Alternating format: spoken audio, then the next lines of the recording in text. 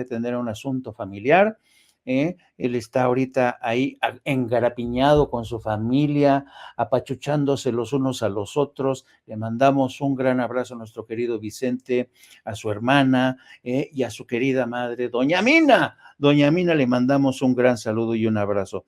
Bueno, y ya estamos a punto de arrancar con Cuarto Grado.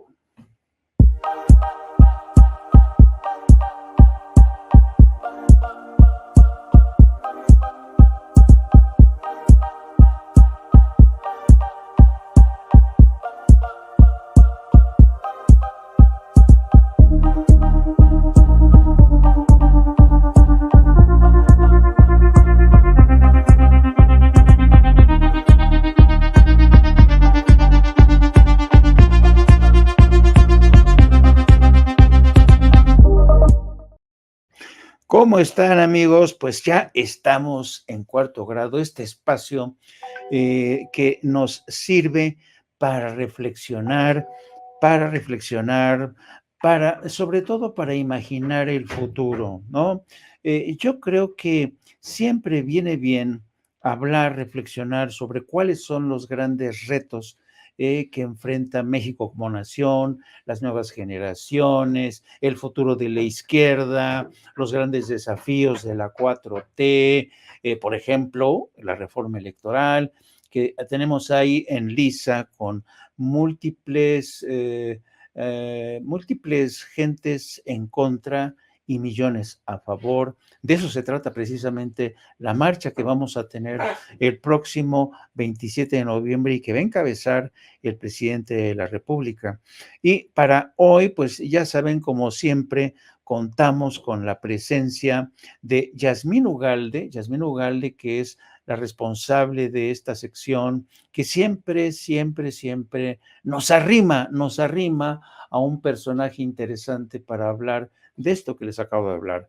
Y yo creo que este tipo de debates tienen la posibilidad de permitirnos, ya saben, asomarnos, levantarnos un poco, otear el escenario, asomarnos al futuro, a la ventana de ese futuro, como decía José Vasconcelos. Y bueno, y sin más, le quiero dar la bienvenida a Yasmín Ugalde. ¿Cómo estás, Yasmín? Hola, ¿cómo estás, Jaime? Pues muy bien, aquí muy contenta de estar una vez más en este espacio. Agradecer, por supuesto, al auditorio que nos ve, pero también a ustedes que nos abren las puertas para esto y justamente no solamente para reflexionar, debatir, confrontar hasta un poco las ideas, sino también un poco algo que dice Rafael Barajas el Fisgón, es necesario, dadas las coyunturas de nuestro país, elevar el nivel del debate, ¿no? Y eso es lo que pretendemos hacer aquí con ustedes, por supuesto, que sabemos que el debate se pone muy bien sin censura, por supuesto. Y bueno, y hoy tenemos como invitado especial de esta sección de Cuarto Grado a Molay Maza Ontiveros. Él es historiador, filósofo y analista político. Es licenciado en Historia y Sociedad Contemporánea por la Universidad Autónoma de la Ciudad de México. Es militante de base de Morena y colaborador de la 4T. No, de la 4TV, perdón, colaborador de la 4TV, participa en espacios de opinión política con Daniel Cabrera los martes a las 9:30 y con una videocolumna semanal con Ricardo Sevilla, don Ricardo Sevilla en Los Datos Duros. Él dice que es antifascista por convicción y socialista de corazón. Pues demos la bienvenida a Molay Maza. ¿Cómo estás, querido Molay? Buenas noches, ¿cómo están? ¿Sí me escuchan? Acá estoy. Claro. Buenas noches, muchas gracias por la invitación, muchas gracias a Yasmín y al Instituto Nacional de Formación Política y muchas gracias a Sin Censura y pues saludos a Vicente Serrano y acá estamos colaborando a ver en qué podemos apoyar. Pues yo quisiera que nos apoyaras, querido Molay, a despejar o arrojar luz, mejor dicho, arrojar luz en el tema de la reforma electoral. Fíjate, querido Molay, si tenemos en cuenta que en los últimos años se han presentado más de 100 iniciativas de reforma electoral, resulta ser que con una, que es decir, la que presenta Andrés Manuel López Obrador. ¡Santo cielo! Se han lanzado, dicen que esto es traición a la democracia, que cómo es posible. ¿Por qué no nos ayudas a ver esto en perspectiva? Sí, mira, la perspectiva que hay que tener es la de entender la lucha de los pueblos por su liberación. Eso es lo que hay que entender. Y cuando una comunidad política, una sociedad, se logra articular desde los sectores más profundos, desde los sectores más empobrecidos, de los sectores más golpeados por el status quo, cuando se logran articular esos sectores en una propuesta política, en una propuesta programática, y se logran encauzar estas propuestas desde abajo, se logran encauzar a través de instituciones y a través de las reglas del juego de la democracia liberal, burguesa, occidental, que tiene sus candados, que tiene sus límites, que tiene incluso hasta sus obstáculos para que las propuestas populares no transiten. Y entonces cuando los pueblos se cansan y desbordan esas limitaciones y esos candados y triunfan electoralmente, pacíficamente, constitucionalmente, entonces ya al status quo eso le hace, se dejan ver las costuras, ¿no? Se deja ver de qué están hechos realmente. Y entonces los que siempre han puesto diques a la democracia, los que siempre han tratado de acotar la democracia en términos de limitar la participación de las mayorías, limitar la participación de los de abajo, limitar la participación de los empobrecidos, de las empobrecidas, de los vulnerables, de las vulneradas, ¿no? de los y las marginadas, quienes se han ocupado siempre de limitarlos, cuando se ven desbordados en los marcos de su propia legalidad, entonces empiezan a patear esa legalidad, empiezan a boicotear esa legalidad, y normalmente vienen pues los clásicos golpes de Estado, ¿no? Sí. Y entonces esa es la lógica que hay, o sea, con reforma electoral o sin reforma electoral, estos sectores no alcanzan a ser una oposición seria porque no tienen propuesta, ¿no? Incluso en democracia el concepto de oposición se refiere a un sector político que se opone a las propuestas oficialistas y propone alternativas, criticando esas propuestas oficialistas, propone alternativas. El PRI, el PAN, el PRD, Movimiento Ciudadano, sectores del empresariado nacional, sectores del charrismo sindical y los medios masivos de comunicación no han alcanzado a convertirse en una oposición seria y democrática. En lo que se han convertido es en una pandilla golpista que con reforma o sin reforma golpearían, patearían y intentarían de cualquier manera generar condiciones para incluso derrocar a un gobierno democráticamente electo, un gobierno constitucional, un gobierno con una legitimidad avasalladora que supera por mucho cualquiera de los rangos que cualquier gobierno de estos viejos partidos hubiera soñado, ¿no? Sí. Entonces, bueno, la reforma político-electoral es parte de un programa democratizador que busca abrir las avenidas democráticas para la mayor participación de las mayorías, para construir una verdadera república de derechos, no una república de derechas, una república de derechos, y eso le cae en la punta de la inconsciencia a los sectores más atrasados y a los sectores más reaccionarios y a los sectores más antidemocráticos de nuestra sociedad. Déjame seguir en tu línea de argumentación y con esta metáfora que has introducido, el tema de las costuras. Yo tengo la impresión que después de la elección de Andrés Manuel López Obrador en el 2018, nos empezamos a asomar muchos mexicanos a través de estas costuras ya rotas del Instituto Nacional Electoral, costuras rotas donde podías ver las motos Harley Davidson, las nóminas con salarios exorbitantes, con presupuestos o con fideicomisos que nadie sabía de dónde salían, privilegios por aquí, por allá, el pago a asesores, el pago de viajes, viáticos, privilegios, etcétera.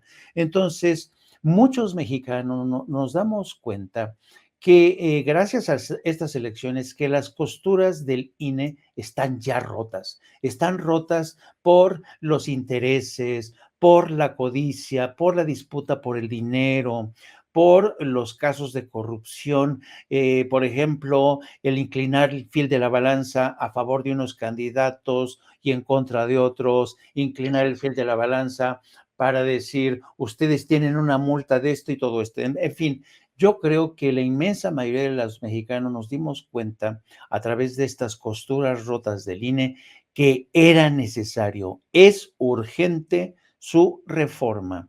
¿Crees que es así como se ha dado, querido amigo? No, por supuesto, pero es que si una reforma democratizadora que nos diera a las mexicanas y mexicanos un árbitro imparcial y con posibilidades de ser transparente y de ser ecuánime en los procesos electorales, eso es algo que hemos necesitado históricamente, ¿no? Si me presionas un poco, es algo que necesitamos desde tiempos de la colonia, ¿no? Es algo que necesitábamos en la República, en la Primera República, es un instrumento que hemos necesitado. Más ahora que estamos en un proceso, digamos, desde la falsa alternancia, desde la caricatura de alternancia que hubo con Vicente Fox, pues ya se veía que había actores políticos que estaban jugando realmente el juego del proceso político electoral, ¿no? Y que sí se requerían estas instancias que fueran más serias, más profesionalizadas, más capaces de generar certidumbre, pero no lo tuvimos, no lo tuvimos. Teníamos un árbitro que estaba siempre inclinado hacia las cuotas de los partidos. Cuando era el Instituto Federal Electoral y cuando era el Instituto Nacional Electoral, estaba compuesto por cuotas partidarias. Y dentro del Instituto Nacional Electoral o dentro del Instituto Federal Electoral se daban debates, discusiones, jaloneos que permitían a una u a otra fuerza política tener los dados marcados, ir a las elecciones con los dados marcados. Y de ese juego político, los sectores representativos del pueblo, representativos de las y los trabajadores, de los explotados, los oprimidos, los marginados, los indígenas, las mayorías sociales, pues siempre tenían las de perder. Siempre eran los que salían excluidos del proceso. Hasta que se genera un gran movimiento, una gran fuerza política que desborda esas lógicas, que gana la elección pese al Instituto Nacional Electoral, ¿no? Y contra el Instituto Nacional Electoral se gana una elección que es avasalladora, que es imposible negarla, es imposible frenar la insurgencia político-electoral de nuestro pueblo el 1 de julio del 2018. Y entonces el Instituto Nacional Electoral no solo deja de ser imparcial, o sea, no solo no cumple su imparcialidad, abandona esa tarea, y pasando el 1 de julio del 18 y empezando el 1 de diciembre del 19, el Instituto Nacional Electoral se convierte en un espacio de los sectores de la oposición. No solo ya no es un árbitro ecuánime e imparcial, sino que ahora ya juega con la oposición o con la mal llamada oposición, ya juega para el golpismo. Entonces hemos visto en estos años del primer gobierno realmente democrático, realmente republicano, realmente popular, en estos primeros años de la Cuarta Transformación, tenemos al Instituto Nacional Electoral convertido en un partido político de oposición, ¿no? Con un presidente del Consejo que gana más que el presidente de la República, violando la Constitución, y que no tiene ningún empacho en tomarse fotografías con el Partido Acción Nacional y con el PRD, y en salir y salir en los foros con Claudio X González y dejarse apapachar por los sectores que están minando y golpeando el proceso democrático.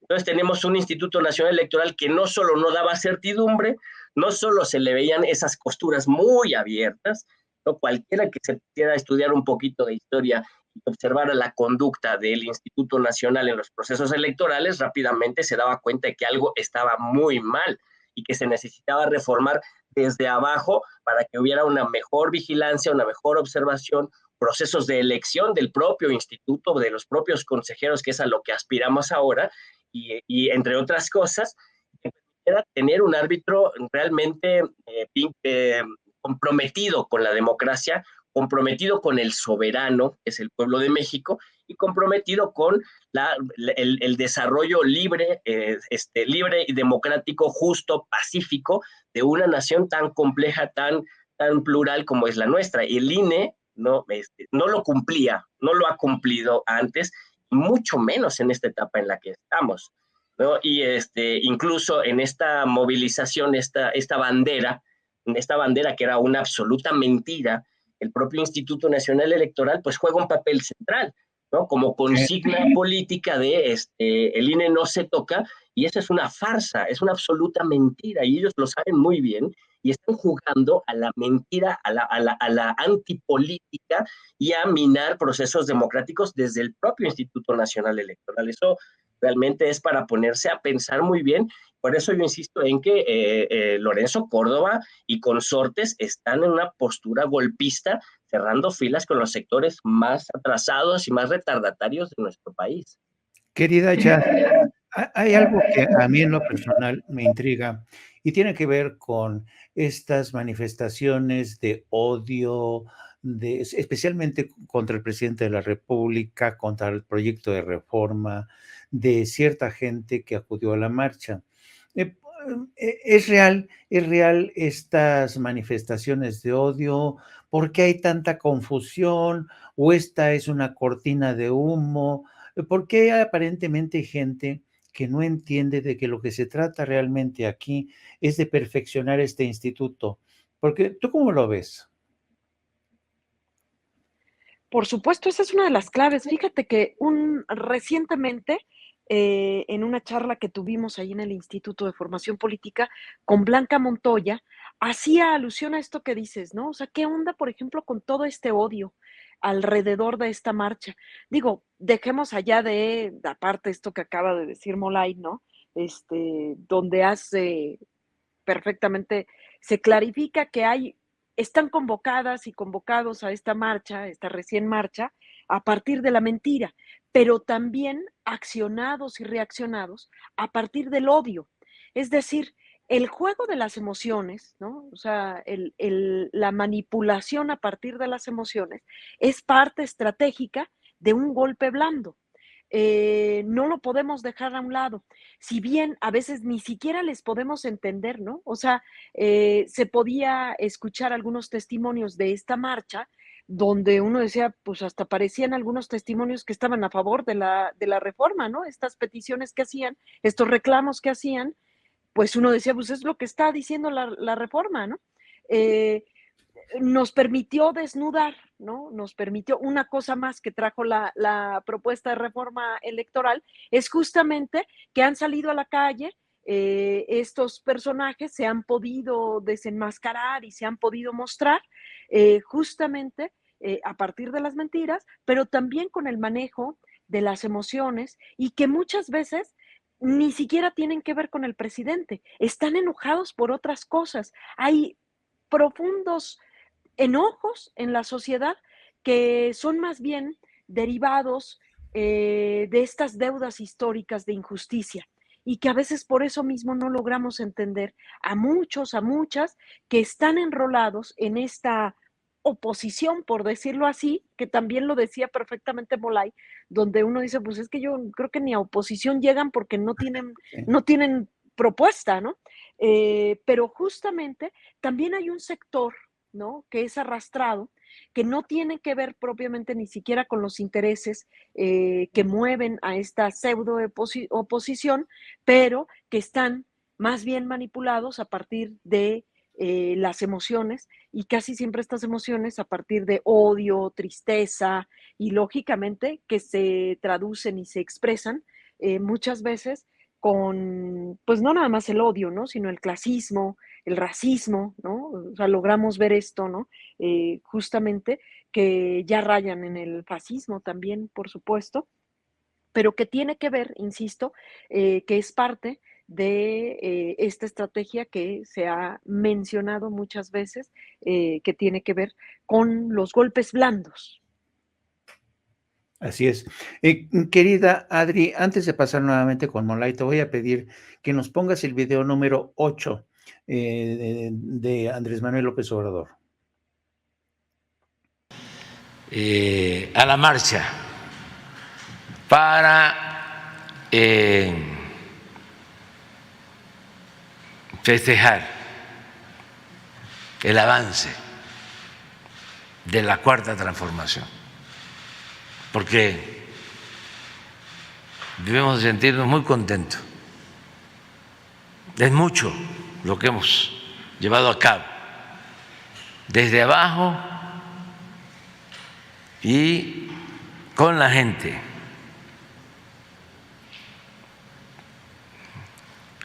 En este movimiento el protagonista principal es el pueblo, y lo que hemos logrado ha sido por la participación y el apoyo del pueblo. Como decía Juárez, con el pueblo todo, sin el pueblo nada. Entonces, a veces, por la polémica que es consustancial a la política, se olvida o se desconoce todo lo que se ha ido logrando. Entonces va a ser un informe amplio con el criterio de que breve y bueno, doblemente bueno, porque si no tardaríamos muchísimo. Tenemos realmente mucho que informar y muy bueno, todo. Nos sentimos orgullosos. Hay pendientes, pero se ha avanzado.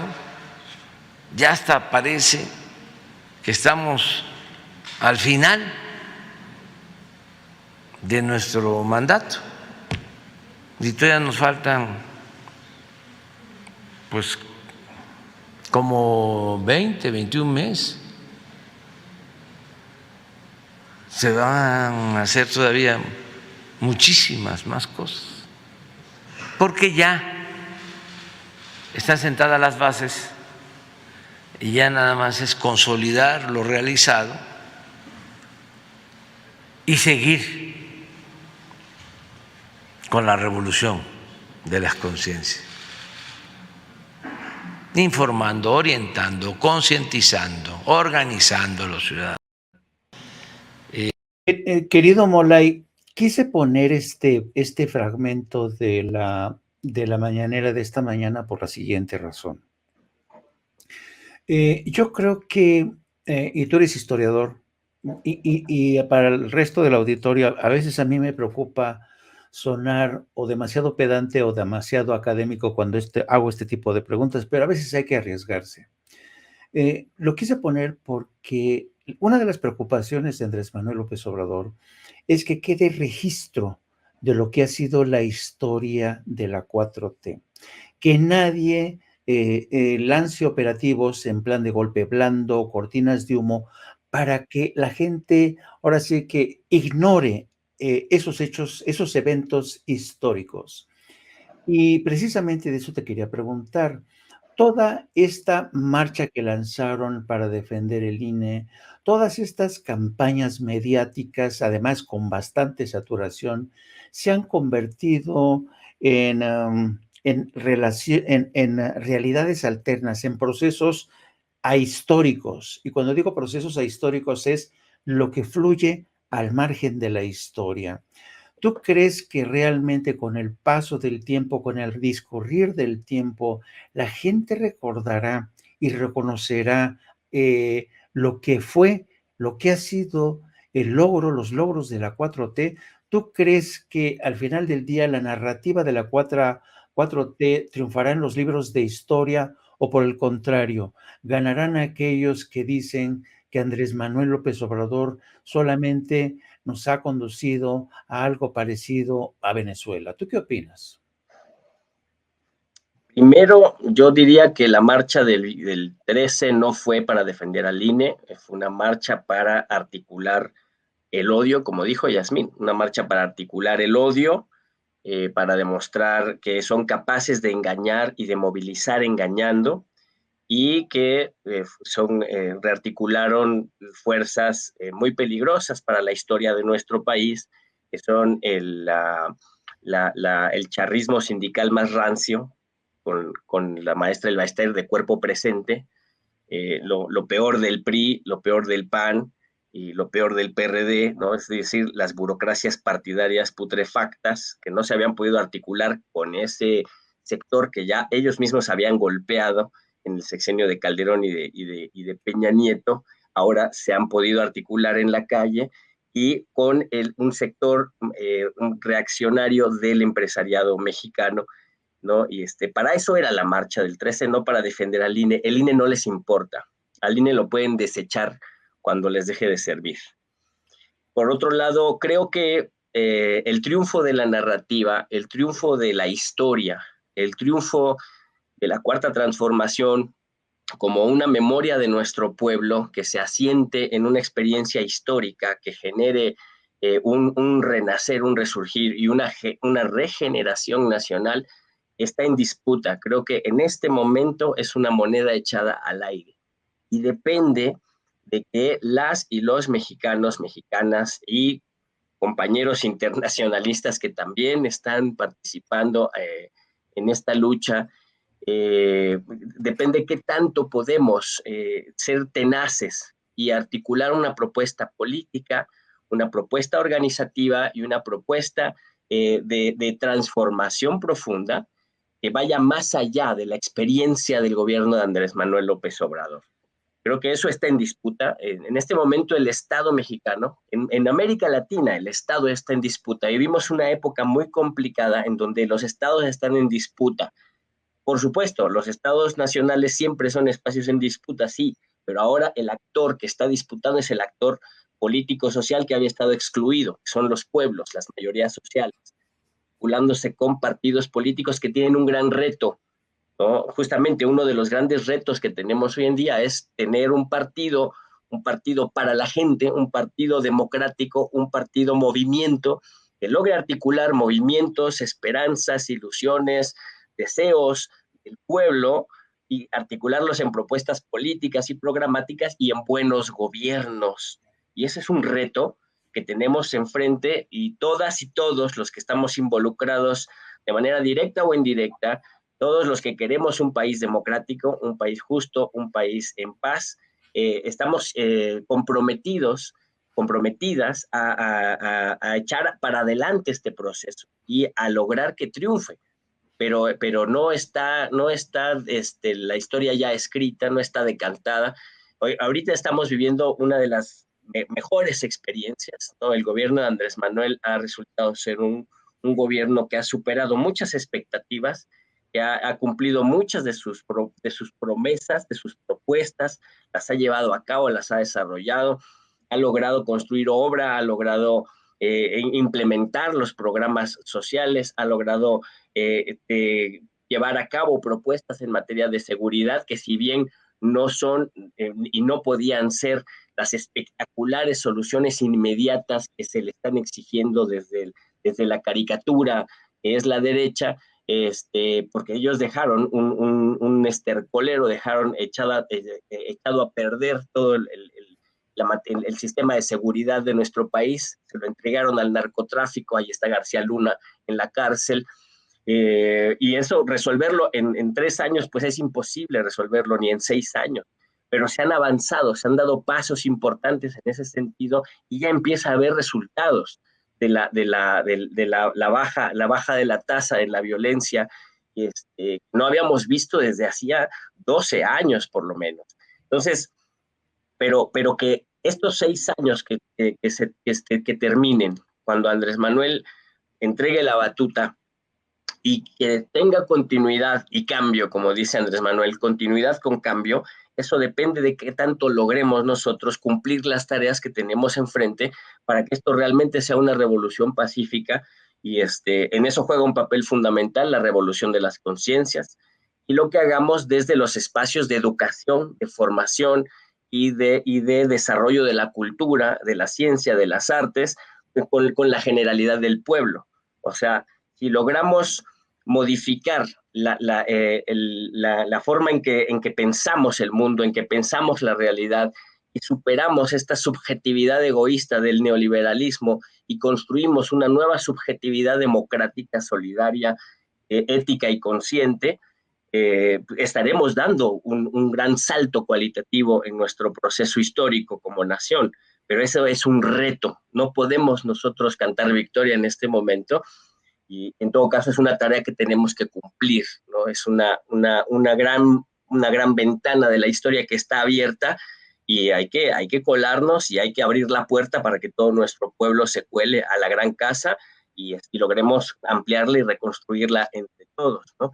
En este momento estamos en una etapa de reconstrucción nacional, ¿no? Por eso hoy no podemos, si bien la obra de este gobierno sí es espectacular en muchas materias, en muchos sentidos, sí ha dado grandes saltos, estamos todavía en una etapa de reconstrucción nacional, ¿no? Los grandes resultados en donde veremos un país mucho más democrático y mucho más justo dependen de más años, de más trabajo, de más esfuerzo para superar la hondonada neoliberal, ¿no? Ahorita estamos saliendo del cataclismo neoliberal, que fueron estos 36 años de gobiernos saqueadores, más los gobiernos priistas autoritarios. Entonces, sacudirse eso y transitar en otro momento de nuestra historia es complejo, pero ya estamos en esa ruta y eso es, la buena nueva es que ya estamos en esa ruta de construir un país para todas y para todos. Querida Aya, ¿qué opinas de estos retos que describe nuestro querido amigo? Porque yo francamente, yo comparto muchos, porque la historia es un proceso, la historia es un proceso, nada está dicho, nadie tiene asegurado y garantizado el futuro. Y a mí se me hace interesante lo que expone Malay en el sentido de que son muchos los retos, ¿no? Y además los retos que tenemos ante nosotros pues no son fáciles porque seguimos teniendo adversarios muy poderosos. ¿Tú qué opinas? No, pero por supuesto, pues, o sea, me pareció muy singular que pusieras este fragmento de la mañanera, sobre todo porque estábamos hablando del odio, ¿no? Que les motiva, que les hace aglutinar a muchas y a muchos, a pesar de las mentiras. ¿Y cómo es nuestra respuesta, no? Digo, en voz de Andrés Manuel, por supuesto. Y él dice, estamos muy contentos. O sea, somos totalmente otra cosa, pues, ¿no? Nosotros pugnamos por la alegría y la felicidad. Es más, hemos sido oposición y hemos sido oposición desde el amor. Hemos propuesto una república amorosa. Estamos totalmente en otra pista, ¿no? Definitivamente son dos proyectos totalmente distintos porque lo poco que ellos tienen de proyecto es justamente eso, ¿no? Abonan al odio, a la injusticia, al clasismo, como a todas estas malas prácticas, ¿no? Y bueno, pues ¿cuál será el reto? Seguir proponiendo esto, no caer en ese juego, pero sin dejar el llamado a atención de que esto no ha acabado.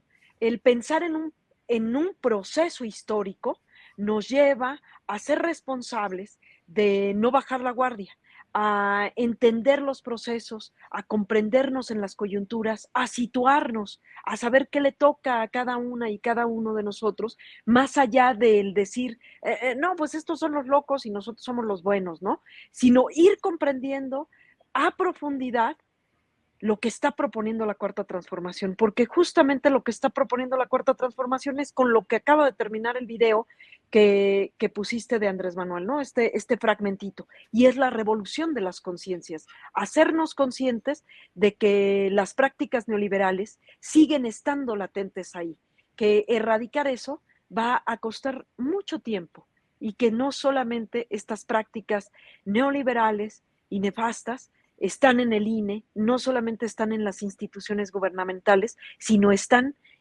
plagadas en todos lados, están plagadas en todos lados y que es necesario hacer conciencia de ello para erradicarlas.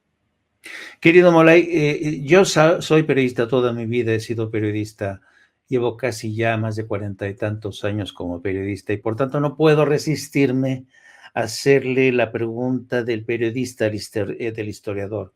Había un personaje, uno de los más importantes periodistas que ha existido en la prensa de Estados Unidos, se llamaba Phil Graham. Phil Graham fue uno de los primeros dueños del Washington Post. Phil Graham era un hombre muy brillante, pero sufría de episodios de depresión, total que un día se suicidó y le dejó el Washington Post a su esposa, Katharine Graham. Pero una de las frases que acuñó Phil Graham era que el periodismo es el primer borrador de la historia. Y claro, esa frase a los periodistas nos ha perseguido desde hace mucho tiempo. El periodismo es el primer borrador o el primer bosquejo de la historia. Y yo me pregunto ahora con los tiempos que corren y con el tipo de medios, por ejemplo, pienso en el Reforma, pienso en el Universal, pienso en Televisa. ¿Tú crees que realmente el periodismo sigue siendo un fiel bosquejo, un fiel borrador de lo que van a escribir después los historiadores? Bueno, ese camarada Phil Graham estaba muy ensoberbecido. No, eso pudiera contar si acaso para la segunda mitad del siglo XIX y el siglo XX y lo que va del XXI. El periodismo, pues sí puede ser un borrador de la historiografía. Interesante. ¿No? Sí. Pues la historia es el proceso de los seres humanos que se vive en esta dialéctica compleja que no está muy bien determinada, que es el pasado, el presente y el futuro. Pero a veces vivimos el pasado ahora y a veces estamos viviendo el futuro ahora y el presente nos va, sí. ¿no? Confuso. Ese fenómeno lo vivimos todas y todos los días. Sí. Todos los días estamos construyendo la historia. ¿Y sabes qué? Lo más interesante, las grandes hacedoras de la historia son los pueblos, las masas populares, son las que hacen la historia. El historiador, la historiadora, escribe historiografía, ¿no? Y genera narrativas. Sí. Entonces, por eso hay que disputar la historia, hay que disputar la narrativa, hay que escribir, hay que investigar, ¿no? Pero me gusta esto que acabas de decir. El pueblo es el principal protagonista de la historia. Claro, Esto me encanta.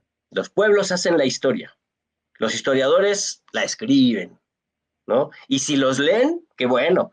Sí. A la mayoría nadie los lee, ¿eh? Sí. Nadie los lee. Pero los periodistas juegan un papel muy importante porque una parte de lo que va a ser el documento que el historiador va a investigar, pues la hacen los periodistas, ¿no? Muchos historiadores vamos al archivo y vamos pues a la hemeroteca, ¿no? Sí. Entonces, ahí vemos qué es lo que se discutía en los periódicos de tal o cual época, ¿no? Y ya de ahí sacamos información, nos hacemos una idea, pero necesitamos otros documentos distintos, otros materiales, otros autores, otros libros que nos ayuden a tener un panorama completo de tal o cual época. Y hacemos historiografía con eso. Pero los pueblos que vivieron la revolución de 1910, de 1810, los pueblos que vivieron la guerra de reforma, esos son los que hicieron la historia, ¿no? Sí. Ahora, el periodismo hoy yo creo que es una de las actividades humanas, intelectuales, que está en crisis, ¿no? Sí.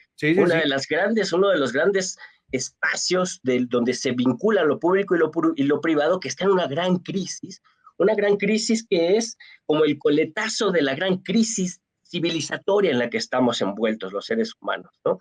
Una gran crisis en donde estamos destruyendo el planeta. La forma en que estamos organizados políticamente, la forma en que estamos organizados económicamente, las economías de mercado, la forma de producir de manera frenética y de generar patrones de consumo de manera locuaz, están destruyendo al planeta. se resisten a cambiar, y para resistir a cambiar y engañar a la gente utilizan los medios de comunicación y el periodismo de una forma realmente brutal. Y se están dando, se están provocando también una muerte lenta a sí mismos. Es una especie, como dice el doctor Enrique Dussel, es una especie de suicidio colectivo, ¿no? Sí. Y el periodismo está como que ahí, hay periodistas que están muy claros de cuál es su papel, su función, ¿no? Tienen una ética que los hace hacer un trabajo de comunicación, de difusión de ideas, de información y de crítica, como ustedes, y juegan un papel importante para generar espacios democráticos y generar conciencia y abrir la crítica.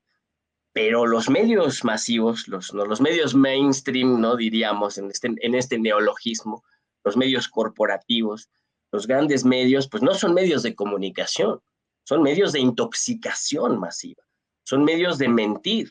Y mucho ojo con eso, porque demostraron eficacia el domingo 13, Sí. ¿no? Y hay que tener mucho cuidado, porque hay que como dice Yasmín, la cosa no es, esos están locos y nosotros somos los que tenemos razón. Eso no sirve de nada.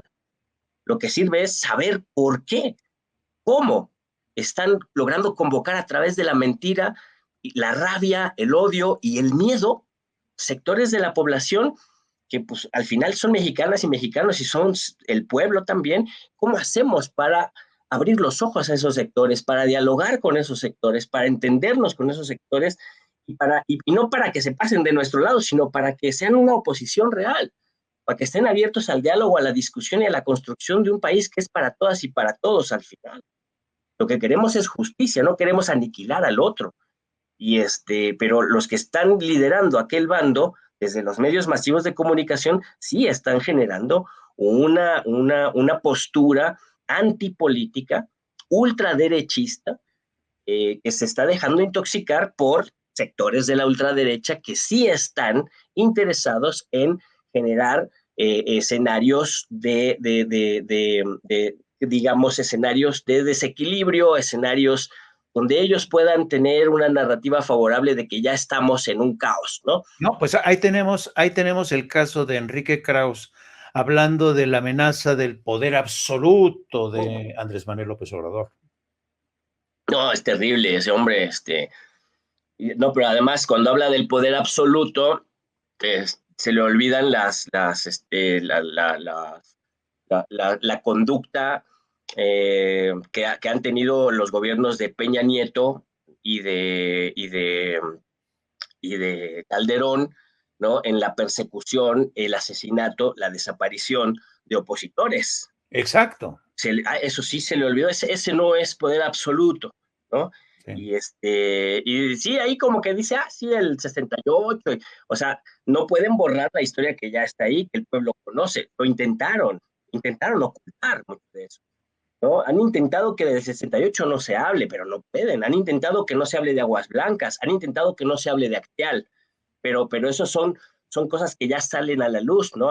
¿Qué intentaron hacer con Ayotzinapa? Intentaron imponer una verdad histórica, que es una gran farsa. Intentaron imponerla por medio de la televisión y por medio de generar un consenso brutal, ¿no? Que incluso nos hacía cómplices. Fíjense, o sea, los medios de comunicación, los partidos políticos oficiales y estos historiadores o falsificadores, más bien como Enrique Krause, intentaron hacer cómplice a una nación de un crimen de Estado brutal en el pleno siglo XXI.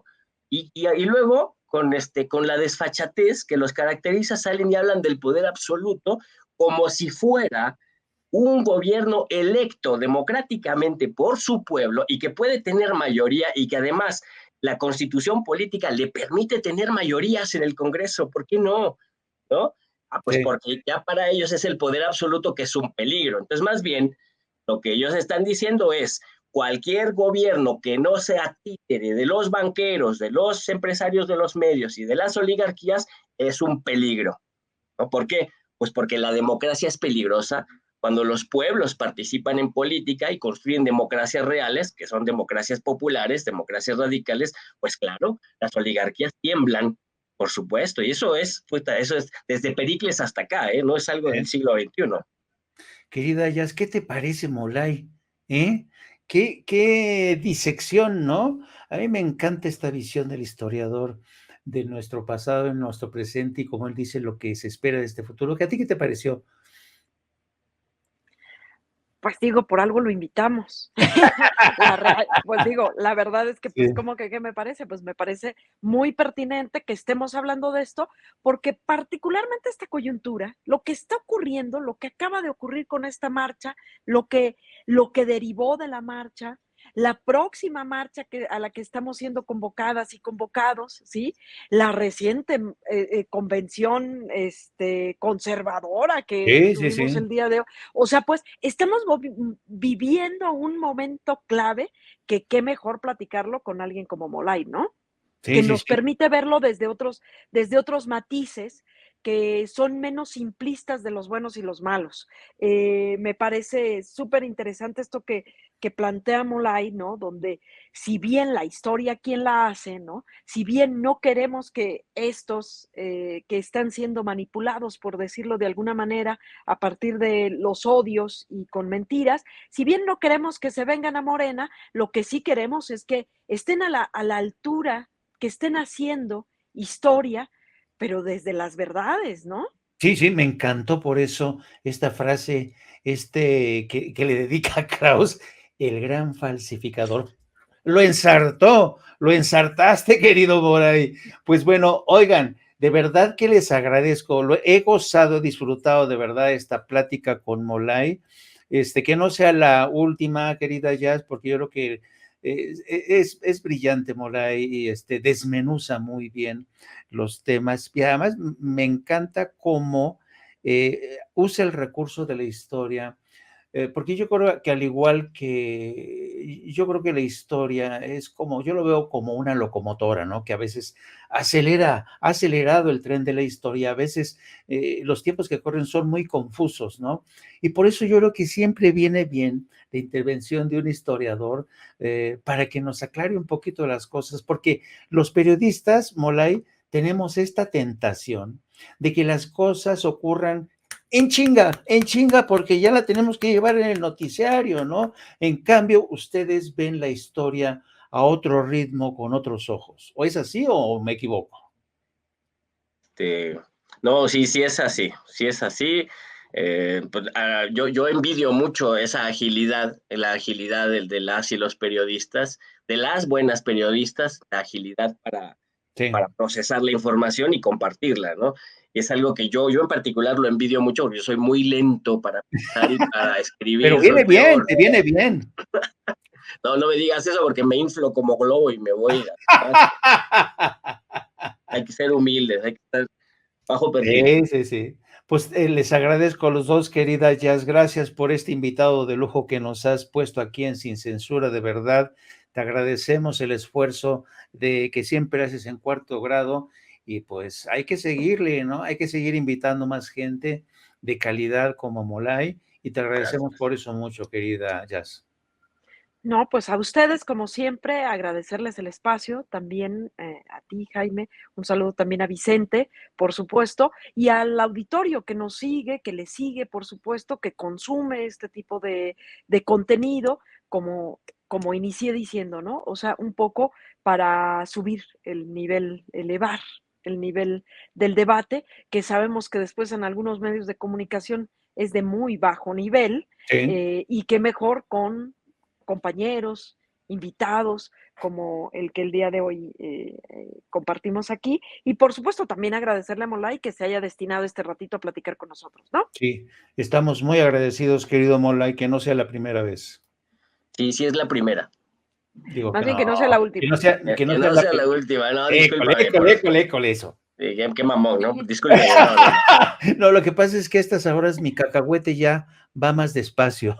Sí, pues yo les agradezco mucho, mucho, Jaime, Yasmín, muchas gracias por la invitación, por la consideración.